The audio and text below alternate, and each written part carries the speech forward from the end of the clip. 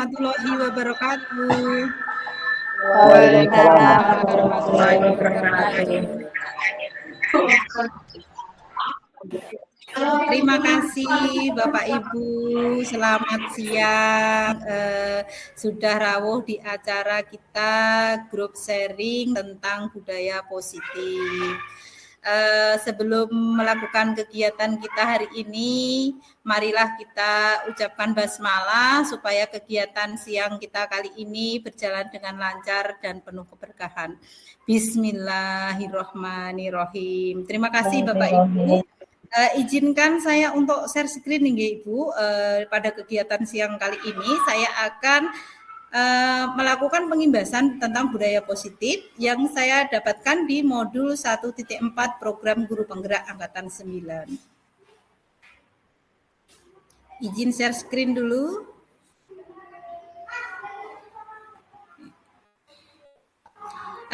Sudah kelihatan Bapak Ibu? Apakah sudah kelihatan Bapak Ibu? Sudah. Oke. Terima kasih. Bapak Ibu, izinkan saya akan melakukan pengimbasan tentang pemahaman dan pengalaman budaya positif. Perkenalkan saya Bintarti dari SDN 1 Randu Blatung. Di dalam budaya positif ini, topik dalam budaya positif itu ada 6 sebenarnya, tetapi di sini saya tambahkan dengan perubahan paradigma, serta hukuman, konsekuensi, dan restitusi. Jadi totalnya di sini ada 8 poin yang ingin saya sampaikan. Oke Bapak Ibu, ini saya punya 3 pertanyaan Bapak Ibu. Yang pertama, hukuman dapat mendisiplinkan anak. Bapak Ibu, di antara Bapak Ibu yang setuju siapa ini hukuman yang dapat mendisiplinkan anak ini? Coba Bapak Ibu angkat tangan yang setuju kalau hukuman itu dapat mendisiplinkan anak. Angkat tangannya yang setuju. Bu Eti. Ya, oke. Kemudian Bu Rizka. Kemudian siapa lagi ini yang angkat tangan? Coba yang angkat tangan ada berapa orang? Kita lihat dulu. Ada 1, 2, 3, 4. Ini angkat tangan semua ya? Coba ini saya ingin tahu. Bu Eti tadi angkat tangan ya Bu? Coba menurut penjenengan, hukuman dapat mendisiplinkan anak. Apa alasan Ibu? Ibu kok setuju dengan bahwa hukuman dapat mendisiplinkan anak, Bu? Silahkan Bu Eti. Untuk alasannya anak biar ada efek jera, jadi mereka misalkan tidak mengerjakan tugas atau apa, itu bisa mendisiplinkan anak. Jadi terima kasih Bu Eli. Oke, kemudian selanjutnya yang setuju lagi bahwa hukuman dapat mendisiplinkan anak. Tadi Bu Ita angkat tangan kah tadi Bu Ita? Apakah tadi Bu Ita? Izin tidak mengangkat tangan tadi Bu. Oh tidak.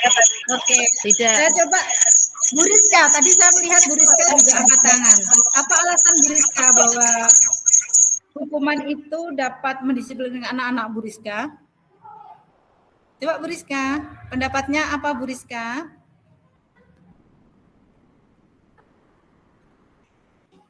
Adakah Bu Rizka?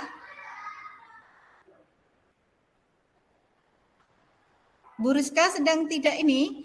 Oke, siap. Tadi Bu Ita ya, Bu Ita tadi mengatakan tidak setuju ya Bu. Ibu tentunya punya alasan kalau tidak setuju. Apa alasannya Bu Ita? Gini Bu, untuk alasan sebagai hukuman sebagai efek jera, saya tidak setuju Bu, karena walaupun itu nanti hukuman diterapkan pada anak, belum tentu anak tersebut jera dengan apa yang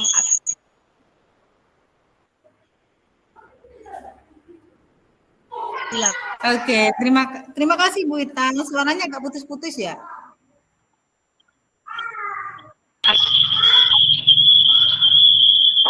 Oke, terima kasih. Kemudian untuk pertanyaan pemantik yang kedua. Pemberian hukuman dengan hal positif seperti membaca atau membersihkan halaman sekolah dapat meningkatkan disiplin anak. Coba ini Bapak Ibu yang setuju dengan ini siapa? Bahwa hukuman yang bersifatnya positif seperti membaca, kemudian kadang kan kita menghukum anak juga dengan menulis atau menghafalkan perkalian, itu dapat mendisiplinkan anak. Setujukah dengan hal tersebut Bapak Ibu?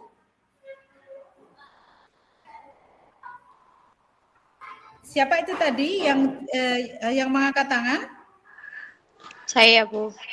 Oke, Bu Leli lagi. Silakan Bu Leli. Ya, untuk hukuman yang positif dapat mendisiplinkan anak, saya setuju, Bu.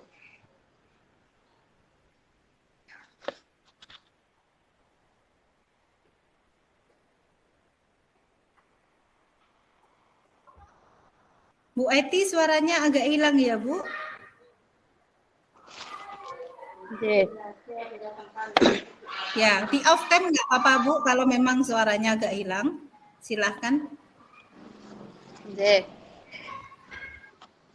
Untuk hukuman yang positif itu dapat mendisiplinkan anak, saya setuju, Bu. Oke, alasannya apa, Bu? Alasannya misalkan anak yang terbiasa tidak belajar, nah ketika ada tugas itu anak mau tidak mau akhirnya mereka belajar, Bu. Iya, ya, betul sekali, Bu ya. Terima kasih Bu Eti pendapatnya. Ini saya ingin juga dari pendapat dari Pak Agus. Coba Pak Agus, ini pendapatnya bagaimana? Kalau hukuman yang sifatnya positif itu dapat disiplinkan anak. Menurut Pak Agus itu atau tidak Pak Agus? Setuju dengan pernyataan ini atau tidak Pak Agus? Untuk saya setuju, Bu, karena Pak Agus sedang ini ya Pak, sinyalnya kurang bagus.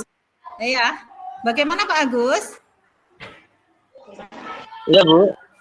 Kalau saya setuju, Bu, karena hal yang positif dapat membangun kebiasaan anak. Memang awalnya terpaksa, namun nanti kalau sudah menjadi pembiasaan, maka di situ akan menjadikan hal tersebut menjadi hal positif bagi murid tersebut, Bu. Oke, terima kasih Pak Agus untuk pendapatnya. Kemudian untuk pernyataan pemantik yang ketiga. Kadang dalam keseharian kita di sekolah ya Pak Agus, kita itu memberikan penghargaan. Nah, di sini ada pernyataan, memberi penghargaan dapat meningkatkan motivasi belajar anak. Bagaimana Pak Agus dengan pendapat penjenengan tentang hal ini?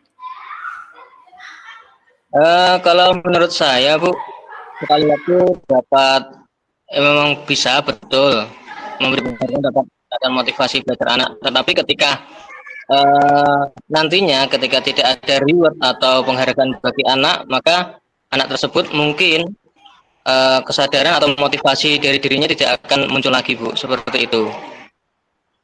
Oh begitu ya Pak. Jadi tetap untuk jangka panjangnya nanti kurang bagus ya Pak kalau kita memberikan penghargaan. Iya, coba kalau menurut Bu Mira bagaimana Ibu pendapat penjenengan ketika kita memberikan penghargaan apakah bisa meningkatkan motivasi belajar anak Bu Mira? Suaranya Bu masih mute. Mungkin ada beberapa yang bisa gitu, tapi itu untuk jangka panjang menurut saya kurang bagus karena nanti jika tidak ada reward dari kita, dari guru-gurunya, nanti anak tersebut tetap kembali seperti semula. Nanti anaknya berpikir, oh ya saya tidak dapat hadiah, berarti saya nggak perlu baik-baik lagi, nggak perlu rajin-rajin lagi. Menurut saya begitu. Terima kasih. Berarti sependapat dengan Pak Muklisin ya Bu ya, bahwa penghargaan itu sifatnya sementara ya Bu, artinya untuk jangka panjangnya juga kurang bagus untuk anak karena anak hanya termotivasi ketika diberikan penghargaan. Kalau tidak ada penghargaan maka dia tidak akan melakukan hal-hal positif ya begitu. Oke, terima kasih. Akan saya lanjut ke share screen berikutnya Bapak Ibu.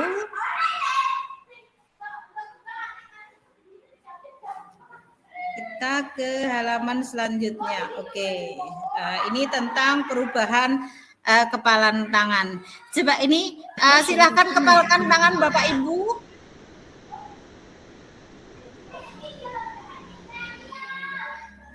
Mungkin ada sesuatu yang penjenengan pegang di dalam kepalan tangan penjenengan. Kemudian cobalah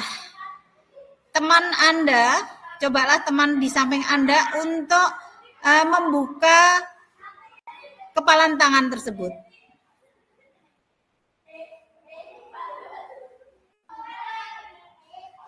Nah, di sini coba saya ingin bertanya di satu orang ini. Coba Bu Retno ya, Bu Retno. Coba tadi penjenengan membuka kepalan tangan dengan Bu ketika penjenengan mencoba untuk membuka kepalan tangan itu tersebut.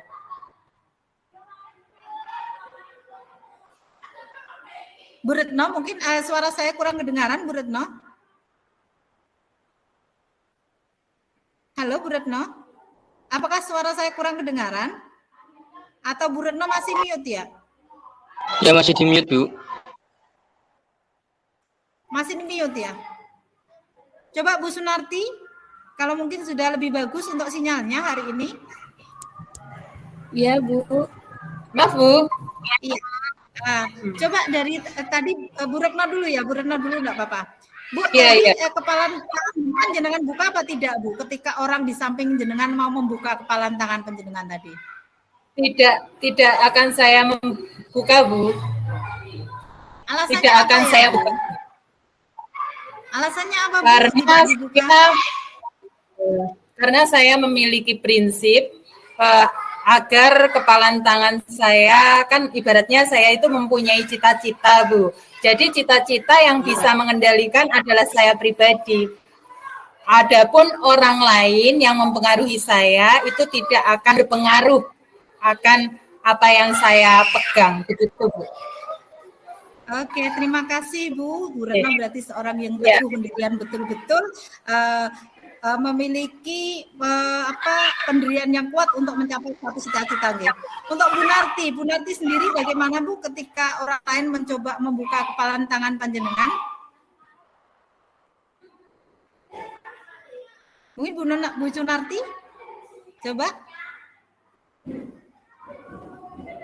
Bagaimana Bu ketika orang lain membuka kepalan tangan penjenengan, apakah jenengan buka atau penjenengan biarkan tertutup atau jenengan pegang kuat itu tidak boleh dibuka oleh orang lain?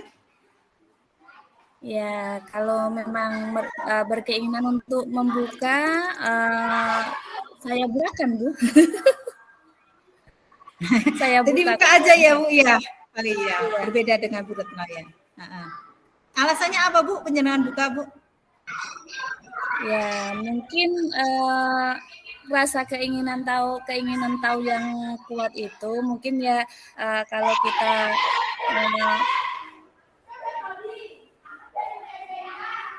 iya, itu suaranya Bu. Intinya ada keingintahuan yang kuat itu ya, sehingga panjenengan ini ya mencoba untuk ya, karena keinginan orang tersebut jenengan ingin memberitahu apa yang ada di kepalan tangan penjenengan. Mungkin juga penjenengan juga berharap bahwa setelah penjenengan buka orang tadi menjadi tidak ingin tahu lagi apa yang penjenengan buka tadi ya Bu ya. Oke, terima kasih. Pada intinya tadi keinginan membuka atau tidak itu tadi pengendalinya adalah di diri masing-masing. Apakah penjenengan mau membuka atau tidak berdasarkan rujukan orang lain, berdasarkan permintaan orang lain, itu tergantung penjenengan. Kalau penjenengan mau membuka ya akan terbuka tangannya. Tetapi ketika penjenengan kekeh untuk tidak membuka maka tidak akan terbuka.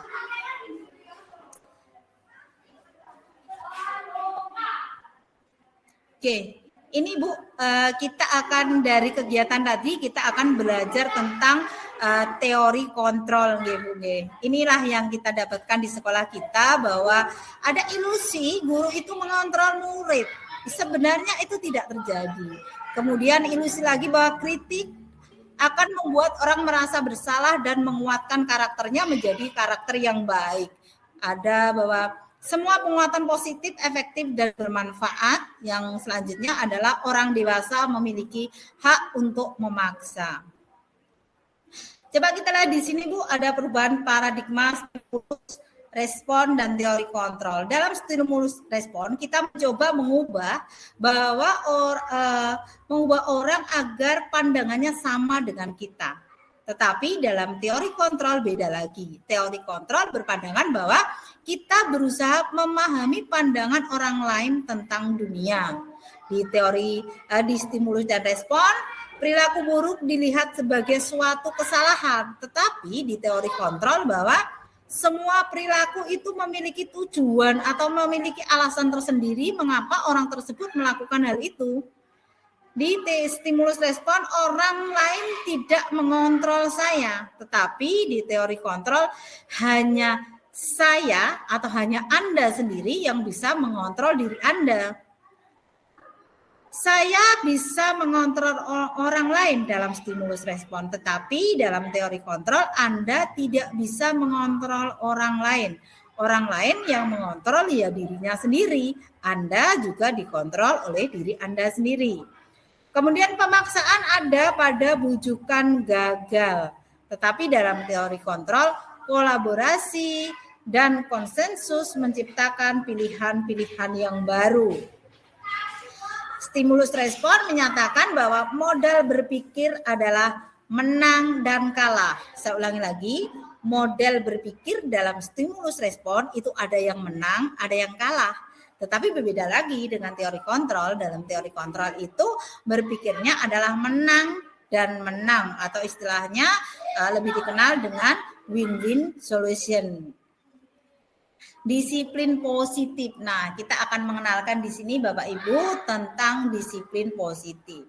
Disiplin itu sesuatu yang memang harus dilakukan. Yang datangnya sesuatu dilakukan itu sesuai dengan aturan. Nah, hal ini melibatkan komunikasi yang efektif antara guru dan murid yang ada di sekolah itu. Dalam penerapan disiplin positif ini, murid diajarkan untuk memahami konsekuensi diri perilaku mereka.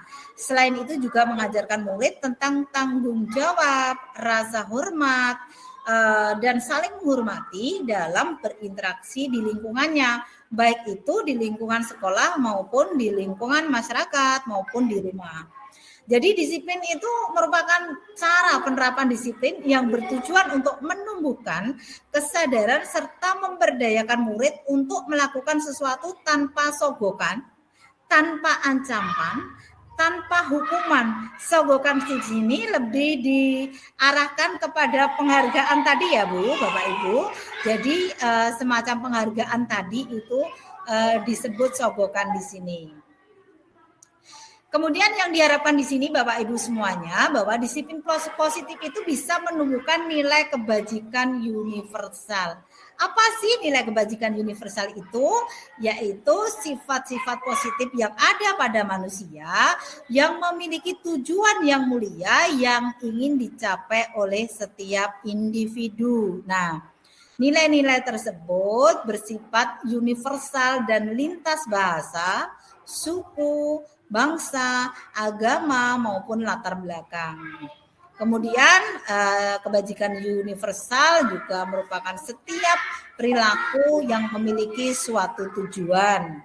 Dengan mengaitkan nilai-nilai kebajikan yang diyakini seseorang, maka motivasi intrinsik akan terbangun sehingga menggerakkan motivasi dari dalam untuk dapat mencapai tujuan yang mulia. Nah, di sini kalau kita kaitkan di sekolah ya Bapak Ibu, itu ada istilahnya profil pelajar Pancasila. Untuk saat ini kita sudah melaksanakan kurikulum merdeka di kelas 1, 2, 4 dan 5. Nah, di dalam kurikulum Merdeka di situ ada istilahnya profil pelajar Pancasila. Kemudian di situ kita juga mengenal tentang P5. Nah, profil pelajar Pancasila ini yang seperti sudah Bapak Ibu ketahui semuanya, bahwa ada nilai keimanan dan ketakwaan terhadap Tuhan Yang Maha Esa dan berakhlak mulia, kemudian mandiri, bergotong royong, berkebinekaan global, kemudian kreatif dan bernalar kritis. Itu nilai-nilai yang ada pada profil pelajar Pancasila yang diharapkan bisa menjadi karakter anak didik kita di sekolah ya Ibu. Nah, hal itu diimplementasikan dengan kurikulum Merdeka yang saat ini sedang kita jalankan. Kemudian kita akan juga belajar di sini tentang motivasi perilaku manusia. Nah, di sini Bapak Ibu, manusia itu berperilaku tentunya ada alasannya ya, juga dipengaruhi oleh motivasi. Baik motivasi yang berasal dari dalam maupun berasal dari luar dirinya. Ada berapa motivasi untuk yang mempengaruhi perilaku individu? Yang pertama adalah untuk menghindari ketidaknyamanan atau menghindari hukuman. Nah, ini merupakan motivasi paling rendah Bapak Ibu. Jadi ketika seseorang melakukan sesuatu untuk menghindari ketidaknyamanan atau menghindari hukuman, ini merupakan motivasi yang paling rendah yang ada dari dirinya. Kenapa?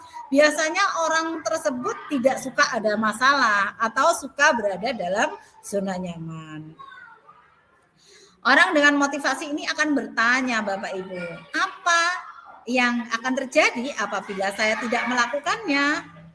Yang kedua adalah untuk mendapatkan imbalan atau penghargaan dari orang lain. Ini merupakan motivasi tingkat kedua ya Bapak Ibu. Di sini orang melakukan sesuatu untuk mendapat imbalan, penghargaan, hadiah, mungkin sekolah, kalau sekolah untuk mendapat peringkat, seperti itu. Orang-orang dengan motivasi ini akan bertanya apa yang akan saya dapatkan apabila saya melakukan.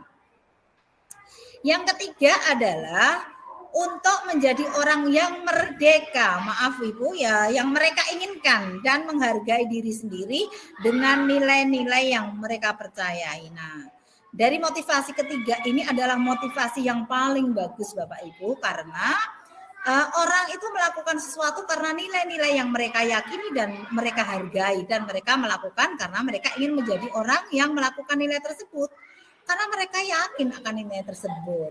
Kemudian nilai motivasi ini akan membuat memiliki disiplin positif karena motivasi perilakunya bersifat internal, berasal dari dalam diri, bukan dari orang lain, bukan karena hadiah, bukan karena sesuatu ya Bapak Ibu. Orang dengan motivasi ini akan bertanya, akan menjadi orang seperti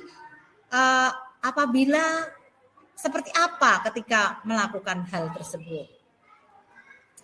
Oke Bapak Ibu, adakah yang ingin ditanyakan dulu ketika saya berhenti di motivasi ini Bapak Ibu, atau mungkin ada yang ingin sharing terkait kegiatan ini tentang motivasi diri? Adakah yang ingin mau sedikit bercerita? Ini saya ingin suaranya Pak Ibra ini. Ada Pak Mas Ib ya, Mas Ib. Coba Mas Ibra adakah di situ? Mas Ib ya. Iya, ada. Coba Mas Ib. Ya. Coba Mas Ib, coba cerita sedikit ini tentang 3 motivasi. Motivasi ketika melakukan sesuatu untuk mendapatkan hadiah atau penghargaan.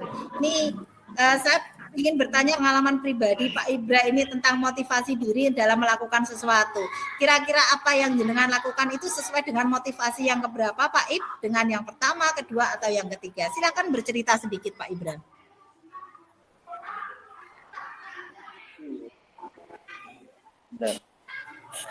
Suaranya belum terdengar, Ibu. Silakan bercerita sedikit saja tentang motivasi diri, karena ini saya penasaran dengan penjenengan sebagai seorang muda yang memiliki jiwa muda, semangat muda, kemudian motivasi yang tinggi. Ini saya ingin tahu pendapat jenengan tentang hal ini. Halo Pak Ibra, suaranya belum terdengar Pak Ibra. Ya, stop.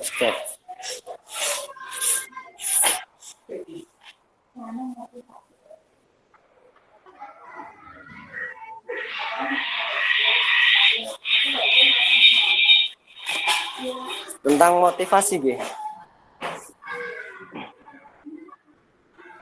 Motivasi Bercerita saja Pak Ibra tentang motivasi diri penjenengan. Misalnya penjenengan mendidik anak nih di sekolah, penjenengan ini mendidik anak di sekolah untuk mengikuti suatu kegiatan ini. Motivasi penjenengan melakukan itu, mendidik anak itu apa sih Pak Ibra yang memotivasi penjenengan? Kalau dilihat dari 3 nilai motivasi tersebut, penjenengan melakukan motivasi yang mana ini Pak Ibra?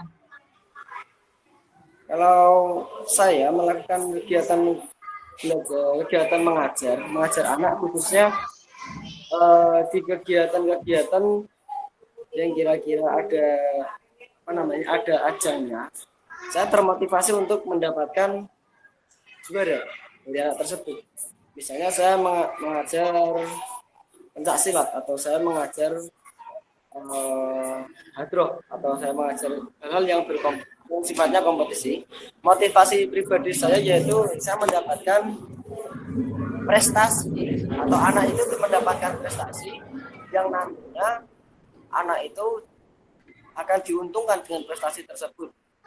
Misalnya kalau sudah gede, anak-anaknya sudah dewasa, mereka mau mendaftarkan di sekolah yang lebih baik, atau mau menjadi tentara ataupun apa, nah prestasi tersebut akan dipakai oleh anak-anak tersebut. Nah itu adalah motivasi saya.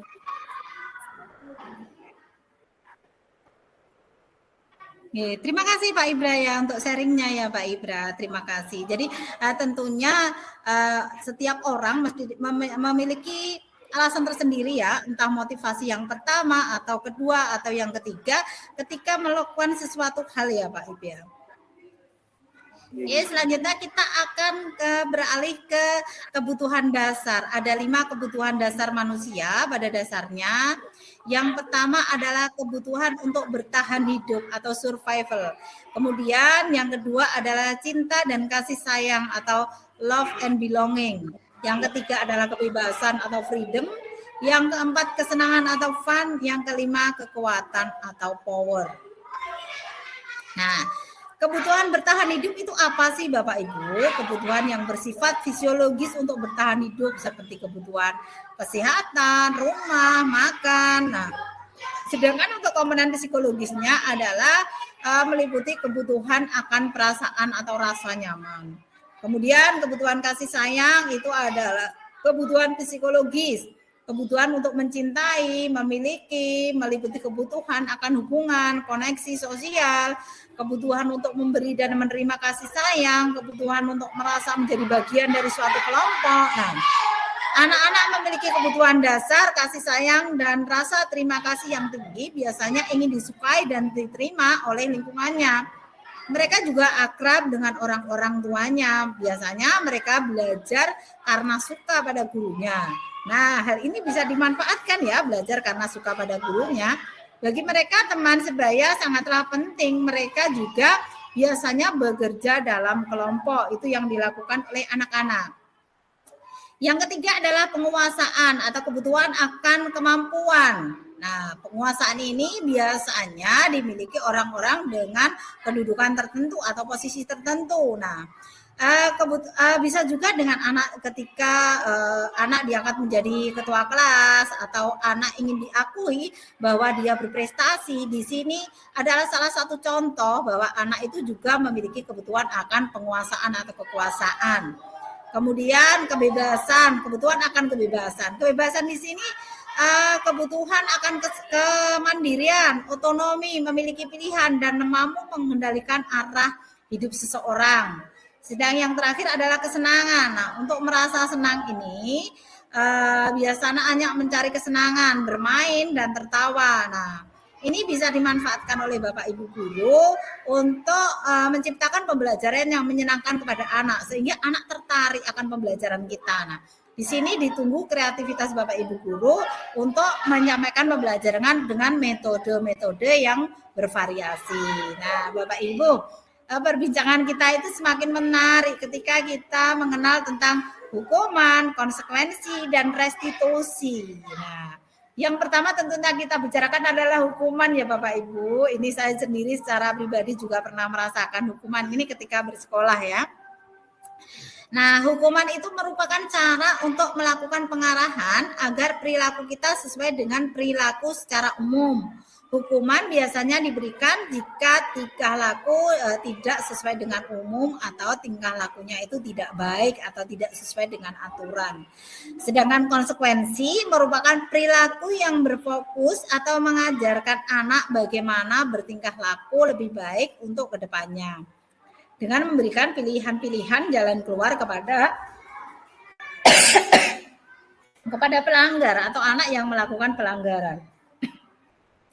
Biasanya dalam sebuah konsekuensi ini sudah diambil kesepakatan dulu ya Bapak Ibu dengan muridnya, ketika kamu tidak melakukan ini maka konsekuensinya kamu harus melakukan ini. Nah, hal itu biasanya sudah ada kesepakatan dulu kalau untuk konsekuensi. Kemudian untuk restitusi merupakan ganti kerugian yang diberikan kepada korban atau keluarganya oleh pelaku tindak pidana atau pihak ketiga. Tetapi ketika kita akan melakukan restitusi di sekolah adalah bahwa restitusi adalah kegiatan memberikan pilihan-pilihan atau alternatif yang dilakukan oleh pelanggar untuk memperbaiki keadaan atau memperbaiki kesalahan yang telah dilakukan sehingga si anak ini dapat menyelesaikan permasalahan yang terjadi. Coba di sini saya akan lihat dulu ada sebentar gitu.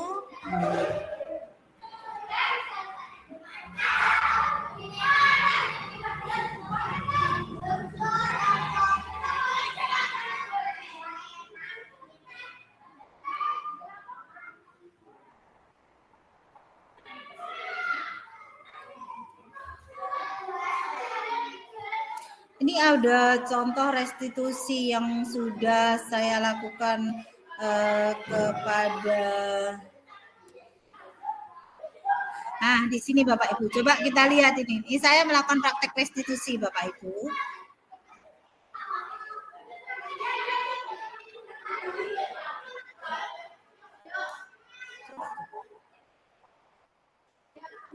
Coba saya ulangi lagi nggih Bapak Ibu nggih. Ini saya mencoba melakukan praktek restitusi kepada salah satu murid yang ada di sekolah di SDN 1 Randu Blatung. Apa gambar videonya bisa terikuti Bapak Ibu guru? Suaranya tidak keluar, Bu. Suaranya kurang terdengar ya. Oke. Akan saya stop dulu nggih. Ya, saya ganti ke ini. Oke, terima kasih. Saya coba sedikit memberikan penjelasan ya Bapak Ibu. Kegiatan tadi adalah kegiatan restitusi yang saya lakukan di sekolah saya terkait ketika anak yang melanggar keyakinan kelas. Jadi saya mencoba memposisikan anak di mana dia bisa memperbaiki kesalahan yang dia buat. Materi selanjutnya adalah posisi kontrol. Nah, di sini Bapak Ibu, ini kita bisa menengok kepada diri kita sendiri, ya. Kita mencoba melakukan refleksi diri bahwa ketika berada dalam suatu pembelajaran sekolah, kita itu memiliki 5 posisi kontrol yang bisa kita terapkan di sekolah kita, Bapak Ibu. Yang pertama adalah penghukum. Adakah di sini yang pernah menjadi penghukum, Bapak Ibu? Adakah yang mau cerita sedikit yang pernah menjadi penghukum Bapak Ibu? Oh belum, nanti aja. Oke, terima kasih Bapak Ibu. Kita ke selanjutnya yaitu pembuat rasa bersalah. Kemudian ada teman, ada pemantau, dan ada juga manajer. Nah di sini Bapak Ibu. Penghukum itu biasanya itu orang yang berada di posisi penghukum itu menggunakan hukuman verbal maupun fisik. Hukuman verbal di sini berupa kata-kata yang keras, yang kasar, yang bisa juga menyakiti anak secara psikis ya. Selain itu bisa juga menggunakan hukuman fisik berupa misalnya mungkin dicubit atau dipukul, atau mungkin ditendang, bisa juga. Kemudian untuk posisi pembuat rasa bersalah itu biasanya orang melakukan dengan suara lembut, tapi lembutnya menghibah. Jadi suaranya itu yang kalimat-kalimat yang dikeluarkan itu membuat si orang yang melakukan kesalahan tadi jadi merasa bersalah dengan apa yang sudah dilakukannya. Kemudian posisi teman. Untuk posisi teman ini kadang kita perlukan juga ya Bapak Ibu. Di sini teman itu sifatnya tidak menyakiti, namun biasanya mengontrol secara persuasi, artinya dengan mengajak. Lah apa? Kowe nganu ning kono, alo melu aku lho sinau tenanan, misalnya seperti itu. Kemudian pemantau, kalau di posisi pemantau ini hanya mengawasi saja, Bapak Ibu. Kemudian posisi yang terakhir adalah posisi manajer. Nah, ini adalah posisi yang disarankan untuk Bapak Ibu semua dalam menangani permasalahan-permasalahan yang terjadi pada murid-murid panjenengan. Nah, posisi manajer ini adalah dilakukan bersama murid, kemudian mempersilahkan murid untuk mempertanggungjawabkan apa yang sudah dilakukan, kemudian mencari solusi permasalahan dari apa yang sudah dilakukan tersebut. Kemudian segitiga restitusi ya Bapak Ibu yang tadi prakteknya sudah saya perlihatkan secara sekilas tadi tentang segitiga restitusi. Apa sih segitiga restitusi itu? Kenapa disebut segitiga? Karena di sini simbolnya itu berbentuk segitiga ya Bapak Ibu. Di sini ada simbol segitiga yang melambangkan 3 buah tindakan ya. Jadi dalam kegiatan restitusi ini ada 3 buah tindakan. Yang pertama adalah menstabilkan identitas, kemudian yang kedua adalah validasi tindakan yang salah, yang ketiga adalah menanyakan keyakinan. Jadi di sini bisa dikatakan bahwa segitiga restitusi merupakan proses dialog yang dijalankan oleh guru, bisa juga oleh orang tua, untuk menghasilkan murid yang mandiri dan bertanggung jawab atas segala sikap dan perilakunya. Nah, untuk menstabilkan identitas itu ada beberapa pertanyaan yang bisa kita buat. Yang pertama, contohnya, nah, berbuat salah itu tidak apa-apa. Yang perlu kamu lakukan adalah kamu memperbaiki kesalahanmu. Kemudian yang kedua, tidak ada manusia yang sempurna, nak. Semua orang pasti melakukan kesalahan. Tetapi orang yang baik adalah orang yang mau belajar dari kesalahannya. Yang ketiga, saya juga pernah loh melakukan kesalahan seperti itu. Tetapi apakah kita harus menyerah dengan kesalahan itu? Tidak. Kita harus berusaha memperbaiki kesalahan itu. Yang ketiga, kita pasti bisa menyelesaikan permasalahan ini. Mari kita cari sama-sama penyelesaiannya. Yang selanjutnya, Bapak Ibu tidak tertarik mencari siapa yang salah dalam hal ini. Tapi yang Ibu lakukan, Ibu ingin mencari solusi permasalahan yang sedang kita hadapi. Selanjutnya, kamu berhak merasa seperti itu. Tetapi ada hal yang lebih baik yang bisa kita pikirkan. Apakah kamu sedang menjadi teman yang baik buat dirimu sendiri? Apakah yang kamu lakukan itu menurut kamu sudah baik?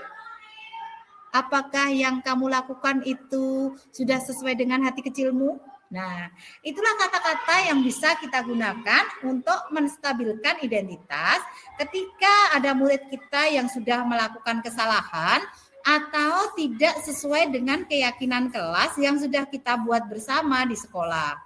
Kemudian tindakan yang kedua yang kita lakukan adalah validasi tindakan salah. Nah, di sini anak perlu ditegaskan Bapak Ibu, setelah kita memposisikan anak tadi, setelah kita memposisikan anak dengan menstabilkan identitas, maka yang selanjutnya kita lakukan adalah kita melakukan validasi tindakan yang salah supaya anak menyadari sendiri kesalahannya, apa yang telah dia lakukan. Nah, untuk validasi tindakan yang salah ini, kata-kata yang bisa kita gunakan untuk melakukan validasi adalah sebenarnya kamu bisa loh melakukan yang lebih buruk dari sekedar hanya berteriak, iya kan?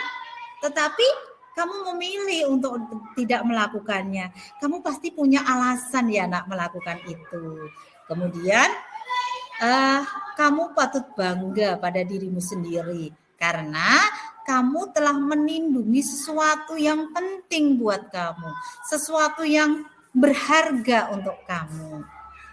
Selanjutnya, kamu boleh mempertahankan sikap itu, tapi kamu harus menambahkan sikap yang baru, yang dimana sikap itu kamu rasakan bahwa sikap yang baru itu sikapnya yang lebih baik dari apa yang kamu lakukan sekarang, dan kamu harus mempertimbangkan itu ya nak ya. Nah, tindakan segitiga restitusi yang ketiga adalah menanyakan keyakinan. Nah, Bapak Ibu, di dalam menanyakan keyakinan ini ya, Bapak Ibu, ada beberapa hal yang bisa kita lakukan kepada anak atau kita katakan kepada anak supaya anak mengingat kembali atau mereview kembali, merefresh kembali ingatannya tentang kesepakatan-kesepakatan yang telah dibuat secara bersama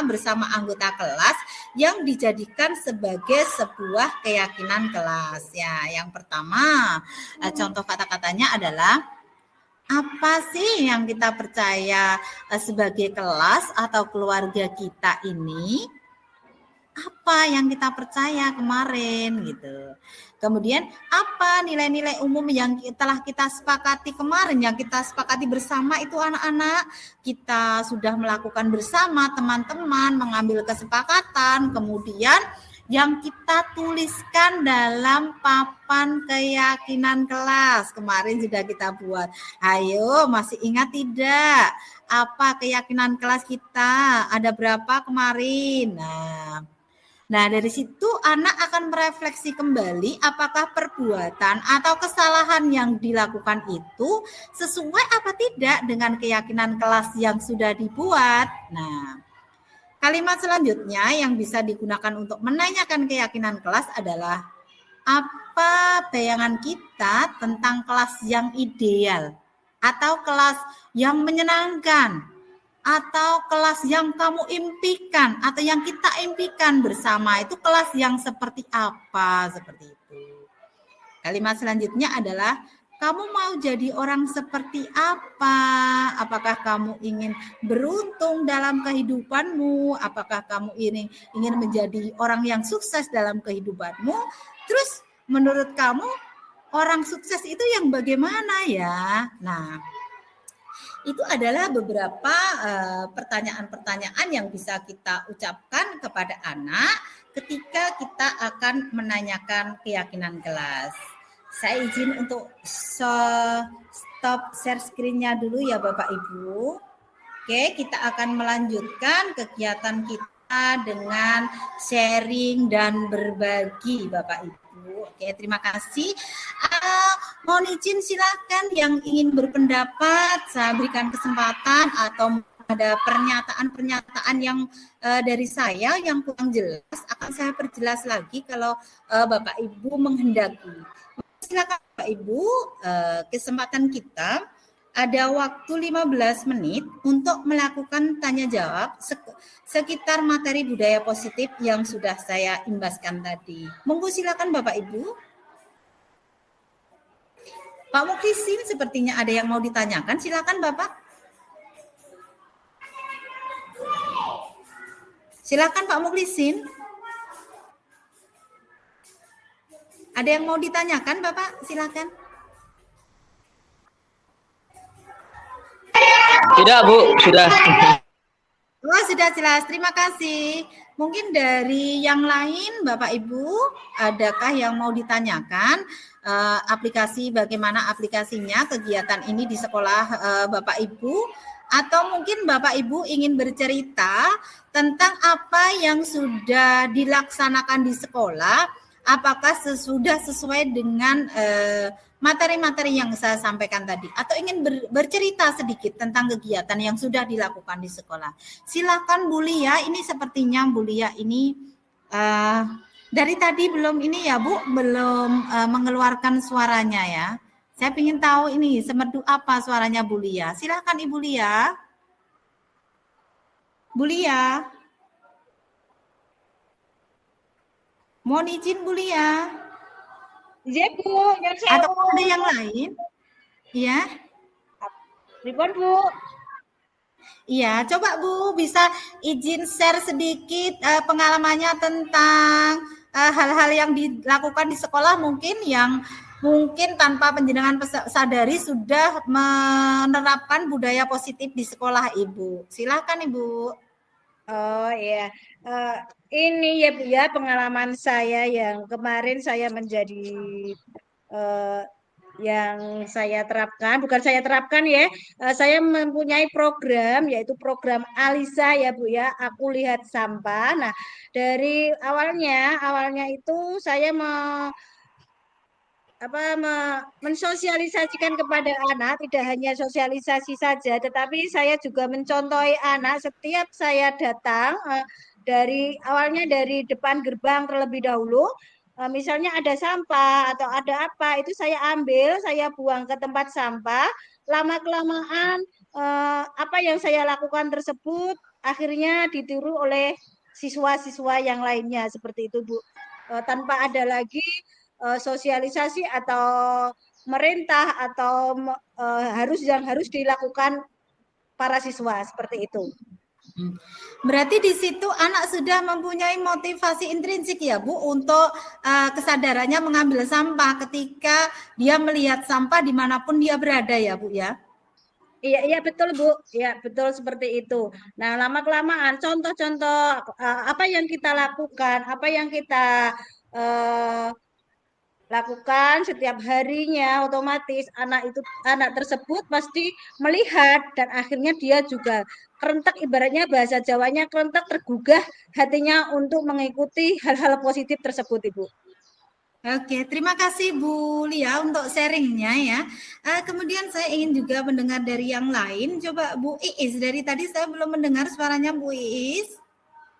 Coba Bu Iis masihkah ada di sini Bu Iis? Halo Bu Iis, masih ada di sini? Ya, coba Bu, ini saya ingin sharing dengan sedikit terkait budaya positif ini Bu. Silakan Ibu Iis. Kelas saya itu sudah membuat keyakinan kelas ya Bu. Seperti tidak boleh makan di dalam kelas, tidak boleh minum di dalam kelas. Itu untuk hari pertama atau kedua itu masih mematuhi, tapi setelah itu juga yang diam-diam kelas makan, tidak membuang sampah tempatnya kayak gitu. Misal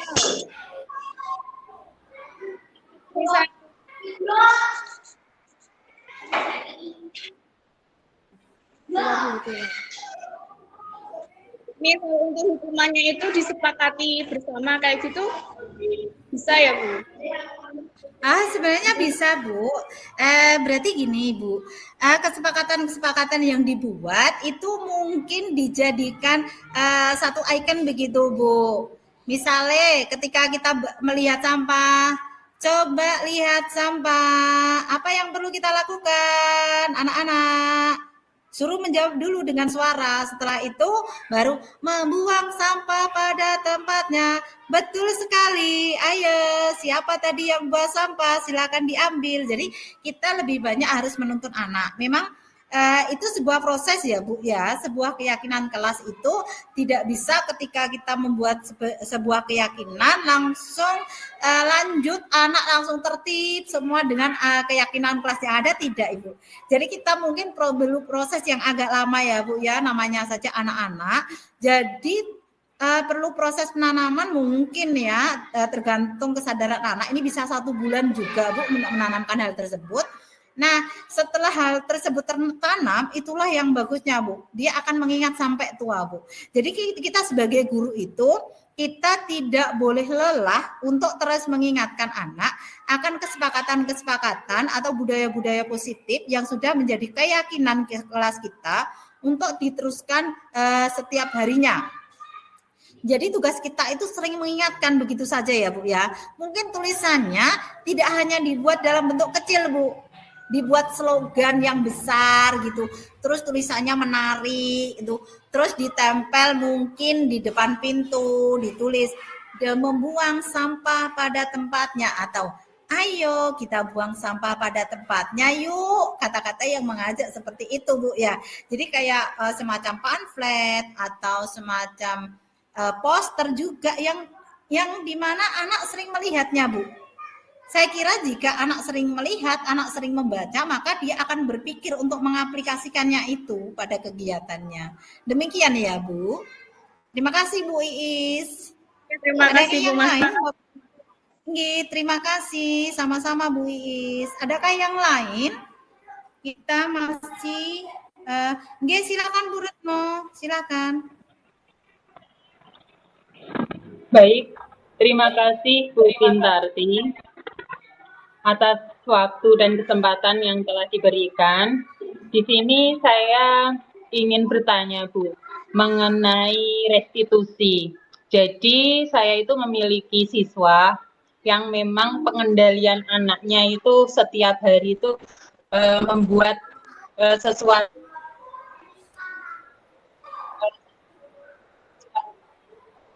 yang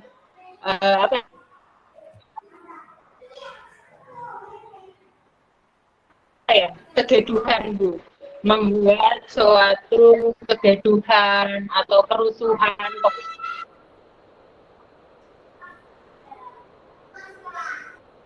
pada anak yang lain.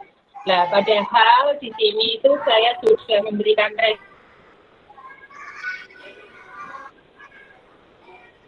restitusi, saya sudah memberikan kesepakatan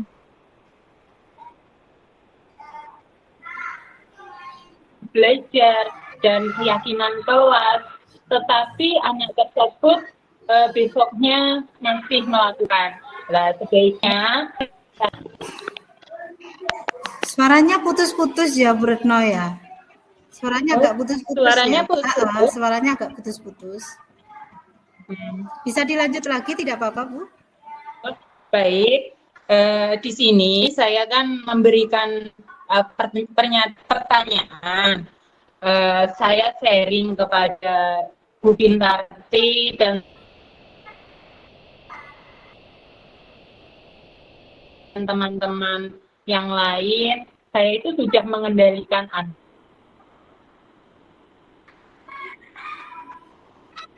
Nah, ya, bukan dalam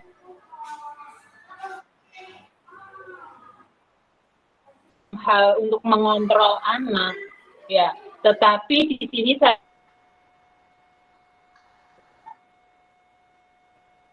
sudah memberikan restitusi kepada anak tersebut. Kemudian saya juga sudah melakukan kesepakatan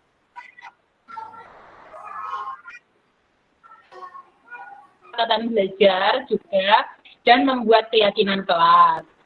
Kemudian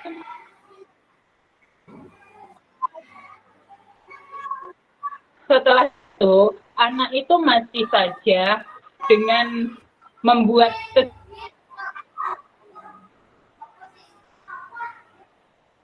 kegaduhannya selalu setiap hari itu seperti itu. Lah bagaimana cara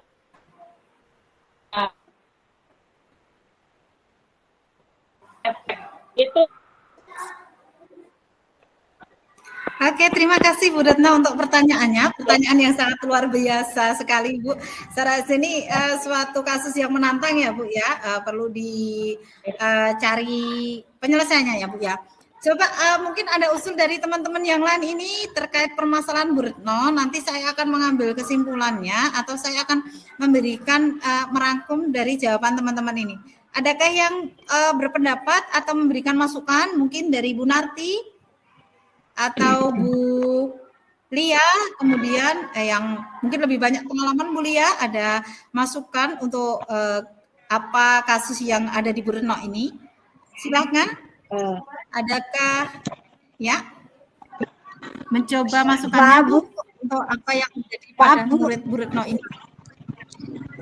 Maaf Bu, boleh dikilas balik lagi pertanyaannya. Tadi suaranya Oke, agak oke. Saya putus-putus ya. mencoba merangkum Bu Retno Intinya ya aja Bu. Bu Retno. Saya mencoba merangkum dari pertanyaan Bu Retno. Ini Bu, di kelas Bu Retno itu ada muridnya yang super hiperaktif sekali dan suka membuat kegaduhan. Meskipun sudah melakukan segitiga restitusi dan membuat keyakinan kelas, tetapi kenyataannya anak tersebut tetap berulah dalam tanda kutip ya Bu. Nah ini ada nggak di mungkin sebagai pengalaman dari Ibu, mungkin pernah mengalami kasus yang sama, apa sih tip and tricks atau yang perlu dilakukan kepada anak tersebut menurut pendapat penjenengan? Oke ya. Terima kasih Bu Retno atas kesempatannya saya untuk berbagi cerita atau berbagi pengalaman ya. Ini pengalaman Bu Retno hampir sama dengan pengalaman saya pada tahun lalu ya, waktu saya masih memegang sebagai wali kelas ya. Saya juga mempunyai siswa seperti itu, anaknya tuh bandel dalam kategori masih bisa di tanda kutip masih bisa diarahkan karena apa? Karena anak seumuran seperti itu adalah anak-anak yang mencari jati dirinya, mencari jati diri.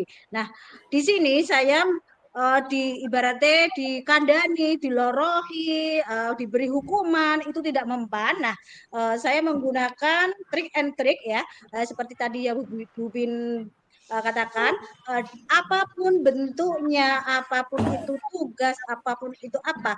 Nah, anak itu saya libatkan nomor 1. Nah, misalnya ada kegiatan apapun di kelas, dia saya libatkan terlebih dahulu agar dia mempunyai tanggung jawab. Nah, dia juga posisinya sebagai ketua kelas. Nah, kalau sebagai ketua kelas, ibaratnya dia harus bertanggung jawab tentang keadaan keamanan, adanya ketertiban, kedisiplinan yang ada di dalam kelasnya. Nah, jadi intinya Ibu Bu Retno, dia anak tersebut diberi tanggung jawab supaya dia bisa lebih mengontrol emosi dan mengontrol dirinya seperti itu Bu Retno.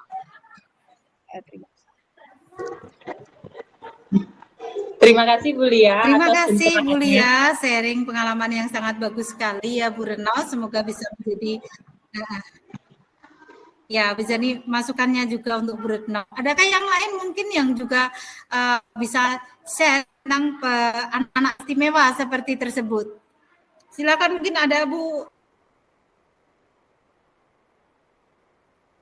terkait anak-anak istimewa tersebut. Silakan Bu. Bu Ita atau Bu Narti ini yang banyak pengalamannya. Silakan share terkait permasalahan yang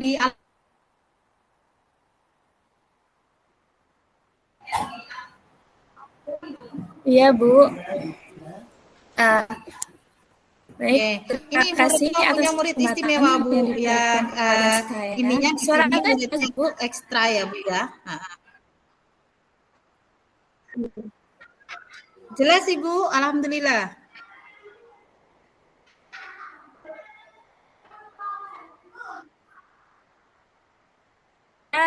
Biasanya anaknya juga cerdas Bu di rata-rata.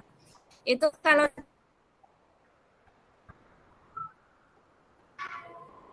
dijadikan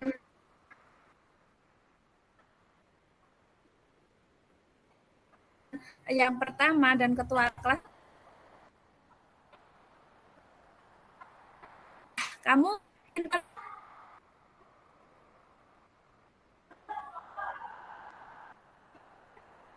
pernah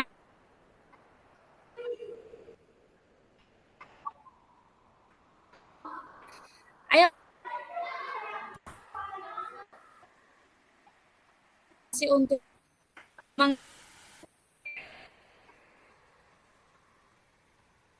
mengembangkan teman-teman yang lain itu biasanya aktif juga, terus kemudian dia bisa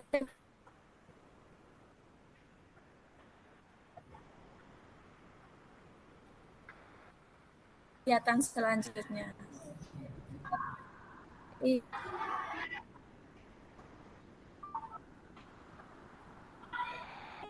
ini koneksi dengan terputus. Halo? Ya, itu Bu yang ya Bu, masih terdengar Bu suaranya Bu.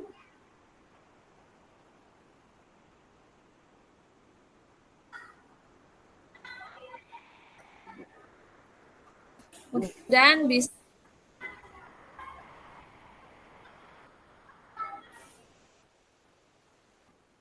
Terima kasih Bu Narti untuk sharingnya. Oke, terima kasih Bu Narti untuk sharingnya. Di Bu Retno, di sini saya akan memberikan sedikit tambahan ya Ibu ya. Terkait tadi sudah ada masukan dari Bu Lia sama Bu Narti ya. Tadi di situ anak diberikan tanggung jawab khusus ya Bu ya. Jadi anak diberikan tanggung jawab khusus di awal kegiatan. Dia bisa menghandle kegiatan itu, dia bisa mengakomodasi yang lain. Jadi dia punya tanggung jawab tambahan dengan mengkondisikan teman-teman yang lain untuk kegiatan tersebut. Akan saya tambahkan lagi sarannya bahwa Ibu, kita perlu melakukan home visit terkait hal tersebut nih Bu. Jadi kita harus tahu apa sih yang menyebabkan anak tersebut memiliki karakter istimewa tersebut Bu. Jadi kita perlu tahu bagaimana keluarganya, bagaimana kesehariannya di rumah, kemudian apa yang menyebabkan anak tersebut bersikap tersebut. Selain itu kita harus bertanya juga kepada anak, menggali kepada anak, apa sih yang sebenarnya diinginkan di anak ketika dia melakukan hal tersebut, apa yang dia dapatkan ketika dia melakukan hal tersebut, apakah itu sengaja hanya untuk mencari perhatian atau memang dia memiliki motivasi yang lain ketika melakukan hal tersebut. Nah, saya juga perlu diberlakukan juga untuk pembelajaran berdiferensiasi ya Bu ya di sini ya. Kita mungkin sudah pernah mendengar tentang pembelajaran berdiferensiasi. Jadi kita melakukan pembelajaran berdiferensiasi untuk anak tersebut. Jadi anak tersebut kita percaya dengan proyek, mungkin proyek yang sesuai dengan tingkat kemampuan anak. Jadi kalau melihatnya tadi sepertinya anaknya memang cerdas, jadi kita sesuaikan aja proyek untuk anak tersebut itu sesuai dengan kemampuan anak. Jadi mungkin kalau dibandingkan dengan teman-teman yang lain, proyek yang dia terima sedikit lebih sulit, sedikit lebih memerlukan pemikiran dan upaya-upaya yang agak lebih banyak untuk menyelesaikan tugas tersebut, sehingga dia tidak melakukan kegiatan-kegiatan yang mengganggu kepada temannya tersebut. Sehingga diharapkan dengan penyusunan RPP berdiferensiasi atau modul ajar yang berdiferensiasi, nanti bisa memfasilitasi kebutuhan anak tersebut. Kita harus tahu betul ini kebutuhan anak tersebut. Anak itu butuh apa sih? Anak yang memiliki sifat istimewa ini, apakah butuh kesenangan, ataukah butuh kasih sayang, ataukah butuh penguasaan. Nah, ini nanti kita sesuaikan Bu untuk modul ajarnya. Kita sesuaikan sesuai dengan kebutuhan anak tersebut. Tentunya setelah kita melakukan telaah berbagai hal tersebut, nggih Bu nggih. Semuanya butuh proses. Jadi anak pun nanti penyesuaiannya juga butuh proses, ngomakaten. Adakah yang mau ditanyakan lagi Bapak Ibu? Demikian Bu Retno, bagaimana Bu Retno masukan dari rekan-rekan dan sedikit tambahan dari saya tersebut Bu Retno? Agak terputus ya Bu Retno koneksinya. Bagaimana Bu dengan masukan teman-teman dan sedikit tambahan dari saya tersebut Ibu? Ya, sekarang sudah mendapatkan solusi. Saya sudah menangkap apa yang sudah disampaikan Bu Lia, bahwa anak tersebut dapat diberi tanggung jawab. Jadi saya kedepannya nanti akan memberikan tanggung jawab kepada anak tersebut. Ya, tanggung jawab ini saya perlu utamakan bagi mereka yang melakukan atau melanggar keyakinan kelas. Begitu Bu. Terima kasih Bu Retno. Terima kasih untuk semua rekan-rekan yang sudah berpartisipasi dalam grup sharing siang kita kali ini, yang sudah membersamai saya selama kurang lebih 1 jam. Saya ucapkan terima kasih yang tiada terhingga atas kesediaan waktunya, atas kesediaannya meluang waktu bersama mengikuti pengimbasan tentang budaya positif pada modul 1.2 ini. Tidak ada yang saya bisa haturkan kepada panjenengan semua selain ucapan terima kasih yang tiada terhingga. Semoga apa yang panjenengan lakukan, kemurahan hati panjenengan siang ini dibalas dengan kebaikan yang berlipat ganda oleh Allah Subhanahu wa taala. Akhirnya kegiatan siang kita kali ini saya tutup dengan bacaan hamdalah. Alhamdulillahirabbil alamin. Terima kasih Bapak Ibu semuanya. Mohon izin untuk menutup kegiatan siang kita kali ini. Wassalamualaikum warahmatullahi wabarakatuh. Waalaikumsalam. Waalaikumsalam warahmatullahi wabarakatuh.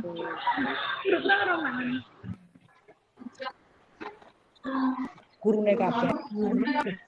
Isna, saya mendengar dari Bu Retno kamu ada masalah ya? Iya Bu, saya lupa mengerjakan PR Bu. PR apa? Matematika.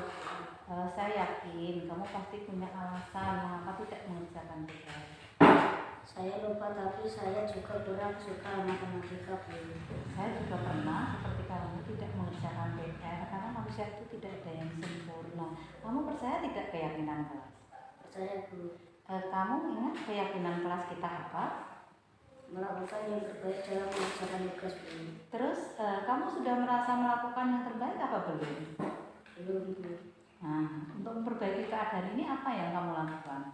Saya meminta maaf dan mengerjakan tugas yang belum saya kerjakan Bu.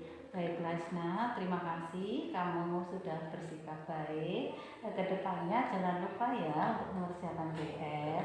Kamu boleh kembali ke kelas. Apa Jinsa? Saya mendengar katanya kamu kemarin ada masalah ya? Ya, saya tidak membawa dasi saat upacara. Oh iya. Memang hal itu biasa. Dulu juga pernah melakukan itu ketika di sekolah. Manusia memang tidak ada yang sempurna, pernah lupa. Kamu masih ingat tidak keyakinan sekolah kita? Ya, Bu. Setiap hari Senin harus memakai seragam lengkap. Terus apa yang kamu lakukan untuk memperbaiki keadaan ini? Saya akan memeditasi dan Oke, terima kasih. Kita harus melakukan yang terbaik ya. Kita harus meyakini keyakinan kelas dan melaksanakannya dari hati tanpa terpaksa. Baiklah, sekarang kamu boleh masuk ke kelas ya Nisa ya.